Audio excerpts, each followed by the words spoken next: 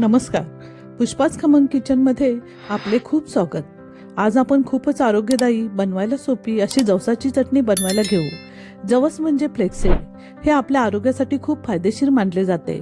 यात omega 3 fatty acid, fibre आणि antioxidant भरपूर प्रमाणात असतात.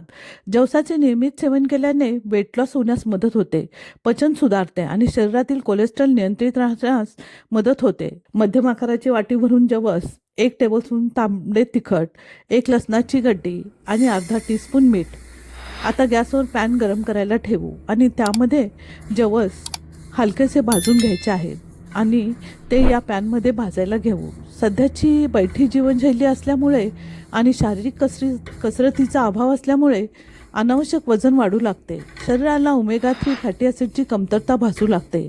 कोलेस्ट्रॉल वाढू लागतं. यासाठी ही नैसर्गिक वेट लॉस या गुणांनी परिपूर्ण अशी सर्वोत्तम जवसाची चटणी प्रत्येकाच्या आहारात हवीच हवी. जवस भाजताना मध्यम बारीक आचेवर हे आपल्याला भाजायचे आहे. मोठ्या आचेवर भाजलं तर ते जळण्याची शक्यता असते. त्यामुळे कमी आचेवर सतत हलवत राहायचं आहे. याला हळूहळू शायनिंग यायला सुरुवात होते. ही सर्व बाजूने भाजणे गरजेचं आहे. आपल्याला खूप काळसर होईपर्यंत भाजायचं नाही.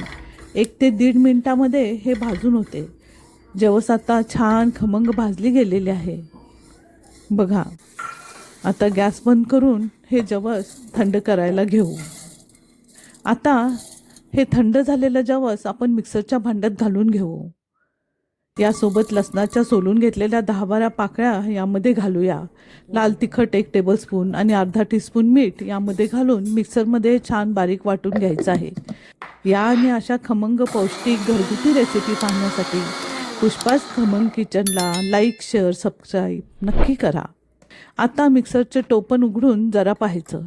अजून ओबडधोबड असेल ते चमच्यानं थोडं हलवून ते खालीवर करून घेतलं की पुन्हा एकदा ते मिक्सरने वाटून घेतलं की ही चटणी एकदम छान बारीक होते.